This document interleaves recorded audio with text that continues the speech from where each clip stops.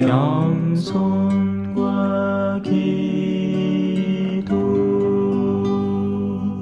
찬미 예수님, 찬미 예수님, 반갑습니다. 저는 마진우 요셉 신부라고 합니다. 이따가 미사 마칠 때쯤 해서 제 소개를 해 주실 거니까 이 정도로 소개를 마치겠습니다. 교중 미사는 느긋하게 오셨지요? 바쁘신 분들은 다른 미사 오시면 됩니다. 후딱 끝내드릴게. 근데 교중 미사는 좀 느긋하게 보셔야 미사의 제맛이 안 나게 싶니까? 그지요? 그렇다 하니 느긋하게 할게요. 자기 몸을 함부로 대하는 사람은 아무도 없죠. 우리가 하는 거의 모든 대부분의 활동이 속된 말로 먹고 살자고 하는 짓입니다. 살려고 하니까 맛있는 것도 먹어야 되고, 살려고 하는데 아픈 게 병원도 가야 되고 그런 것이죠. 먹고 살라니 뭐 입에 풀칠이라도 해야 되겠고, 그랄라카에 먹을 게 있어야 되고, 그 먹을 걸 마련하기 위해서 돈도 벌어야 되는 것이고, 모든 삶의 과정이 생존에 집중되어 있습니다. 일단은 먹고 살아야, 사실 신앙생활도 크게 다르지 않을 겁니다. 물론 우리의 선조들은 자신의 목줄이 달려있는데도 신앙을 수호하기 위해 애를 썼지만, 일단은 기본적으로 밥은 먹고 지내기 때문에 그 다음에 신앙이라는 것도 이어져 가는 것이죠. 틀린 말이 아닙니다. 그래서 교회는 가장 기초적으로 사람들의 생존권을 보장하기 위한 노력을 하는 거죠. 그 사람이 집이 한 채 있는 걸 두 채 만들어줄 이유는 전혀 없지만, 그 사람이 비 맞고 자야 되고 먹을 게 없다, 그런 것들은 교회에서 돌보아 주어야 마땅한 것입니다. 하다못해 우리 부활이도 그죠? 지붕이라도 덮어주고 먹을 거라도 줘야 지가 살지. 재밌는 얘기 하나 해드릴까요? 오늘 아침에 내가 이제 부활이 오자마자부터 강아지가 사람을 억시 겁을 내더라고요. 보이기네 누구 하나 애정을 주지를 않아. 걔는 길들여지는 거거든요. 그래서 오늘날부터 해서 이제 가를 데리고 좀씩 이렇게 맛배기로 동네 산책시키고 하는데, 오늘 아침에도 하도 심심해 하길라 그래 나가자 하고는 잠깐 꺼냈는데 살짝 놓치 부숴 줄을. 왜일 것 같아요? 쫓아나가는 겁니다. 네, 그래갖고 로망카를 하고 이 사제 옷 입고 열심히 뒤를 쫓아갔다. 놓쳤어요. 그래. 전에 다른 분들한테 들은 얘기도 있지. 야가 그렇게 뒤 나가갖고 오만데 때만데 저지랄을 해놓고 난리가 나더라. 그래, 마음이 조마조마한 거예요. 야가 어쩔란가. 근데 오늘 오면서 보신 분들은 아시겠지만, 뭐 웬만한 분들은 걔 있는지도 모르겠지만, 그 걔가 들어와 있지요. 지가 돌아왔어. 다행히. 예. 그게 뭘 뜻하겠어요? 다른 데보다 여기가 낫다는 겁니다. 다른 데보다 여기가 낫다는 선택을 그 개가 스스로 한 것이죠. 자, 이제 여러분 앞에 선택권이 주어집니다. 신앙은 강요될 수 있는 성질의 것이 아니에요. 그래서 항상 하느님은 우리에게 선택권을 주십니다. 일독서를 봅시다. 만일 주님을 섬기는 것이 너희 눈에 거슬리거든 너희 조상들이 강 건너편에서 섬기던 신들이든 아니면 너희가 살고 있는 이 땅 아모리족의 신들이든 누구를 섬길 것인지 오늘 선택하여라. 나와 내 집안은 주님을 섬기겠다. 신앙의 오묘한 점이죠. 신앙이라는 건요, 강요한다고 해서 갈 수 있게 되는 게 아닙니다. 나귀를 목에 줄을 잡고 물가로 끌어당겨가지고 그 코를 물에다 쳐박을 수까지는 있지만, 결국 물을 먹고 안 먹고는 그 나귀가 스스로의 갈증에 따라서 이루어지는 거죠. 반대도 마찬가지잖아요. 이 코로나 시국에 모이지 말랐고 난리 북새똥을 치도 그 유흥주점을 찾아가고 나이트를 가고 어디를 가고 생쇼를 하고 앉았다. 그지요? 웃자고 하는 얘기인 게 좀 웃어서. 아따 웃음 짜네 이번당. 역시 점잖다. 예. 지금 경상북도에 있어서 잘 모르는데요, 제가 대구에서 얼마 전까지 있었잖아요. 그러면 매일 10시쯤 되면 띵동 띵동 하고 긴급 문자가 막 옵니다. 그럼 긴급 문자에 뭐 적혀 있을 것 같아요? 다 모여 노래방, 오늘 확진자 발생, 해당 관련된 분은 긴급 그걸 갖고 점검 받으십시오. 띵동 무슨 노래방 발생, 띵동 띵동 막 동네 근처에 있는 노래방이란 노래방은 다 알게 되더라. 예, 내 가톨릭 신부인데 우리나라에 유흥주점이 그래 많은지는 내 또 처음 알았네. 한 집 건너 한 개씩 막 생기더라고. wak해요. 왜 그래요? 가고 싶은 게 안 가면 낙이 없잖아. 돈 많은 사람들 뭐 하겠어요? 돈 많이 벌어갖고 돈 써야 돼요. 쓰려고 돈 버는 거예요. 그럼 그 돈 어디다 쓸까요? 하루 삼시세끼 밥 먹죠. 그 얼마 드는데? 내가 오늘 아침에 저 벽진공소 가갖고 콩나물국밥 먹으러 갈게. 콩나물국밥 4,500원 하더라. 깜짝 놀랐어요. 아니 요새 세상에 이 가격으로 돈 받고 음식 파는 데가 있구나. 웬만한 음식점 가도 기본 7,000원이고 뭐 10,000원 넘어가는 거 우스분데 콩나물국밥 4,500원 하더라고. 4,500원도 비싼 게 4,500원입니다. 싼 건 3,900원이에요. 하루 삼시세끼 밥 먹는데 얼마 들 것 같아요? 얼마 안 들어요. 그러면 남는 돈 뭐 할 것 같아요? 아이고 내 영혼아, 이렇게 돈을 많이 벌어놨으니 이제 곳간을 새로 늘려서 거기다가 많은 재산을 축적하고 그래 살아야겠다. 그게 정상적인 계획이에요. 세상 사람들 다 그래서 합니다. 집 하나 사고도 그것도 부족해서 또 하나 사서 그건 전세 주고 또 하나 사서 뭐 하고 난리 북새통이라 그 많은 걸 다 지고 관리하려고 하니까 머리가 터져나가지. 하루 삼시세끼 밥 먹고 사는 건 단순하고 쉬운 일인데 욕심이 자꾸 늘어나고 그리고 그렇게 벌려진 돈들을 어딘가에는 해치워야 되니 유흥주점에 찾아가는 겁니다. 쾌락에 써야죠. 사나로 한번 태어났으면 한 여자한테 매일 살 수 있나? 여도 가보고 저도 가보고 막 돌아다녀야지. 그게 세상 사람들의 정상적인 사고의 수순인 겁니다. 현세적 쾌락의 증진.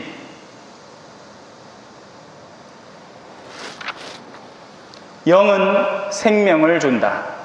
그러나 육은 아무 쓸모가 없다. 하지만 이건 성당 안에서나 울려 퍼지는 말씀입니다. 실제 사람들의 삶은 달라요. 그래서 표리부동하다고 하죠. 성당 오면 아베 마리아 하다가 밖에 나가면 막 술 먹고 막 난리지고 막 필름 끊기고 생쇼를 하다가 또 성당 오면 아베 마리아. 그런 사람들을 위선자라고 부릅니다.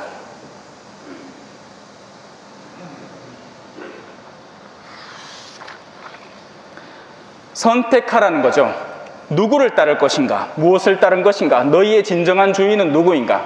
여러분 고민하실 필요 없어요. 왜냐하면 우리는 이미 우리의 삶으로 그것을 증명해내고 있거든요. 누구를 선택할 것인지는 이론으로 조작해내고 만들어내는 것이 아니라 내가 이미 일상생활 안에서 어떤 삶의 방향을 살아가고 있는지를 드러내고 있는 겁니다.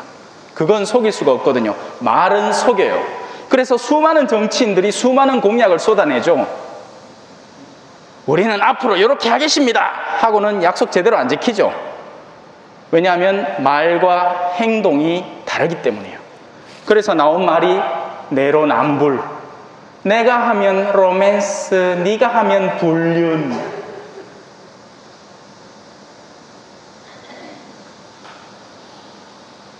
선택을 해야 되는 겁니다. 최종 목적지가 바로 세워져 있을 때 우리는 여기에 있든 반대편에 있든 올바른 길을 찾아 나갈 수 있게 됩니다. 우리의 최종 목적지는 어디에겠습니까? 하느님입니다. 그리고 그분이 우리에게 준비해 주신 그분의 나라가 되어야 되죠. 하느님의 나라. 그래서 예수님은 시작부터 하느님의 나라가 가까웠다, 회개하고 복음을 믿어라 라고 하는 겁니다. 방향을 바꿔야 돼요.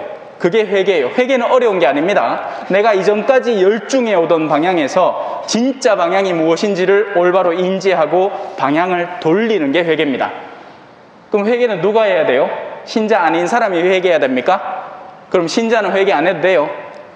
회개는 한순간에 일어나는 것이 아니라 항상 일어나야 하는 겁니다. 그래서 저도 회개해야 되고요. 항상. 왜? 주임 신부로 살다 보면 근처 다방 많더만요.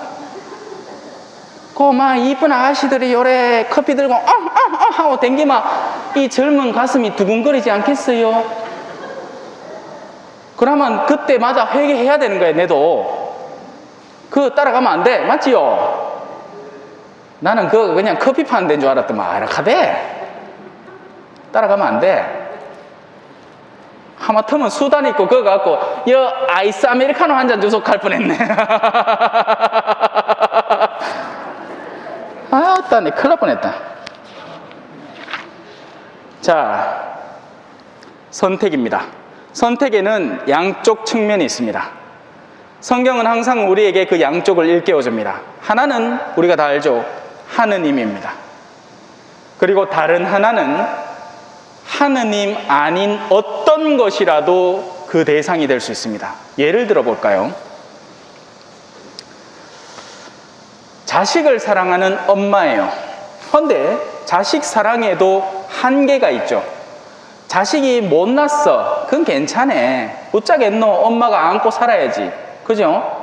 자식이 서울대를 안 가면 어쩌겠어요? 예? 자식이 대학도 못 들어가면 어쩌겠어요? 그래도 내 자식 아닙니까? 헌데 자식이 엄마한테 와서 어머니, 내가 지금 하고 있는 사업 계획이 있는데 요 명의가 좀 필요한데 사실은 합법적이진 않거든요. 불법인데 어머니가 이 이름만 좀 빌려주시면 내가 그걸로 해가 이 딴 사람들 뒷돈을 싹 땡겨올 수 있습니다. 우리 같이 힘을 합치갖고 내 어머니 자식 아닌게 어머니 자식 한판 해봅시다.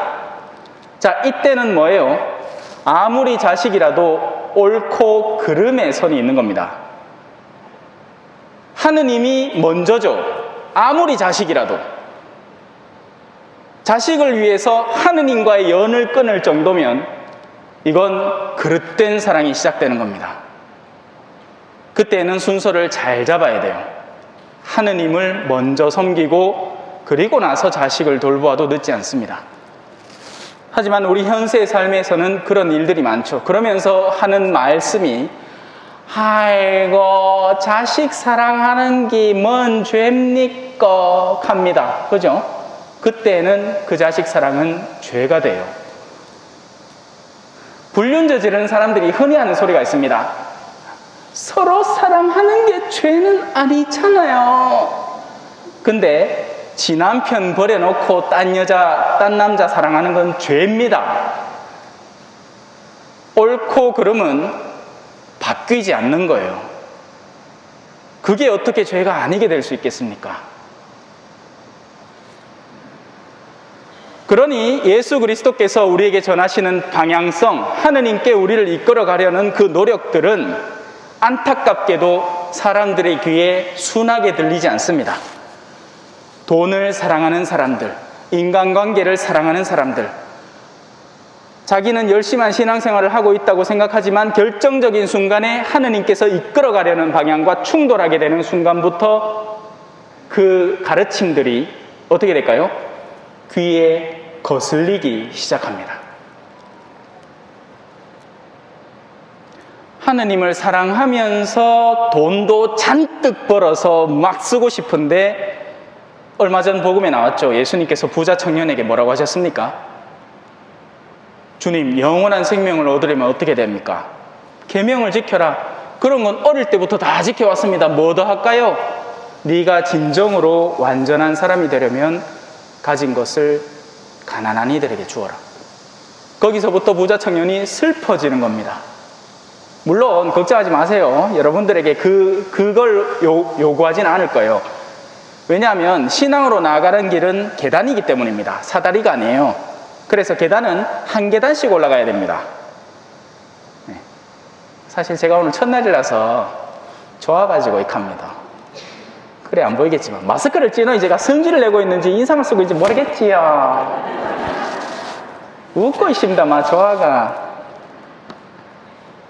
얼마나 좋은지 모르겠어요. 그동안에 신자분들하고 같이 교감하면서 강론을 할 수가 없었거든요.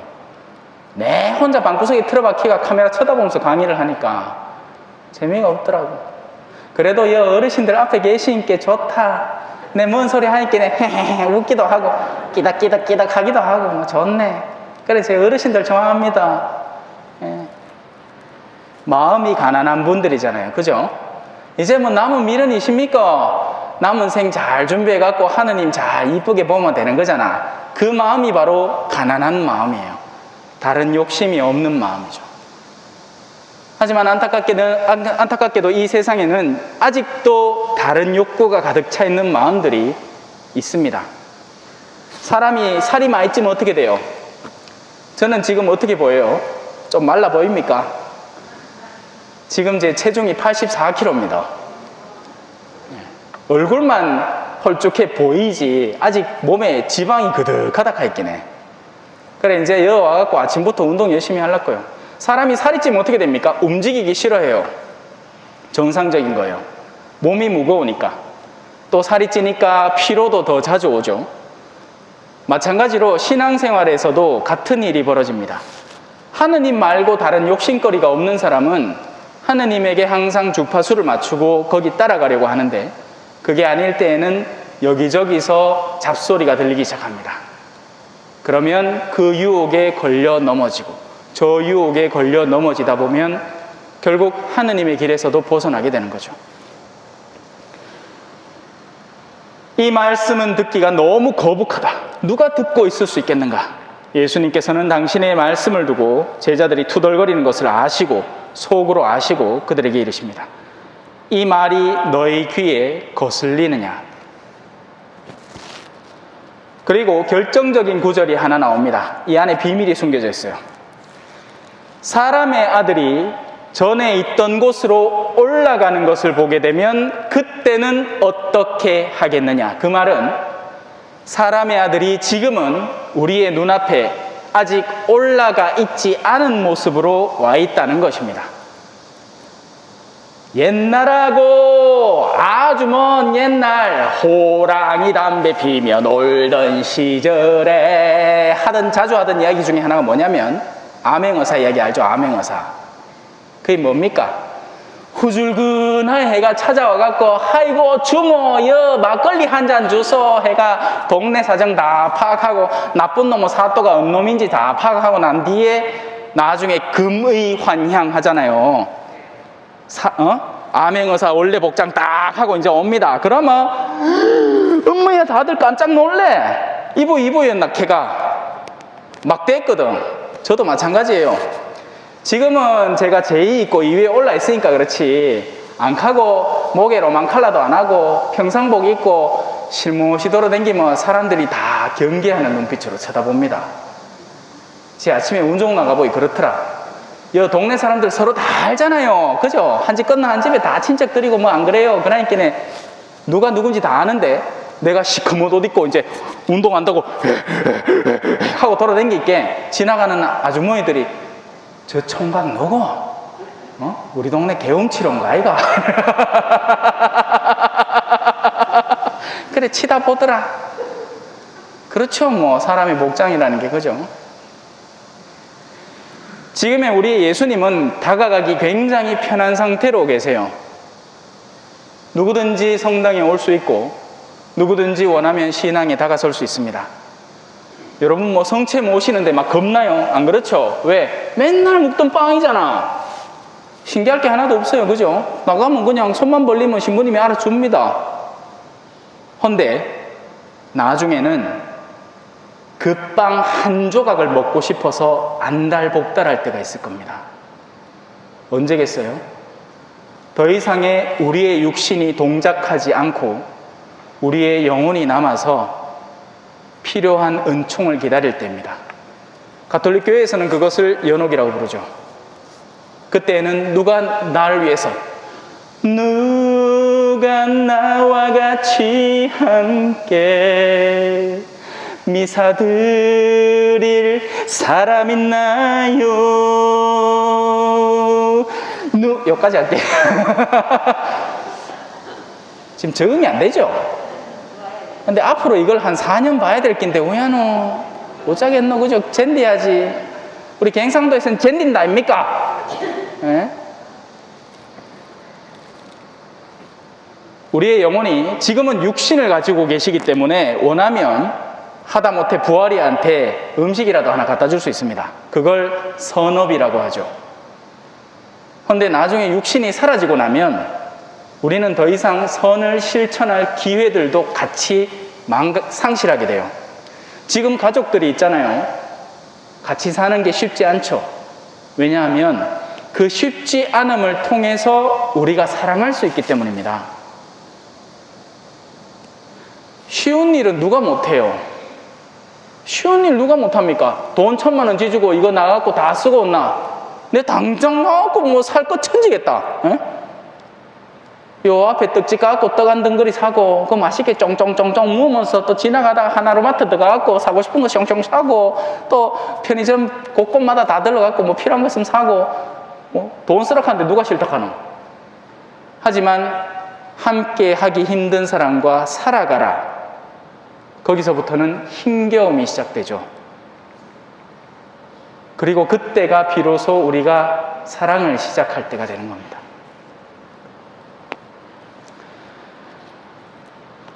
영은 생명을 준다. 그러나 육은 아무 쓸모가 없다. 내가 너에게 한 말은 영이며 생명이다. 우리의 육신은 그 안에 들어있는 정신의 방향에 따라서 같이 갑니다. 내 마음이 갈망하는 것에 따라서 육신도 그것을 위해서 갖은 노력을 합니다.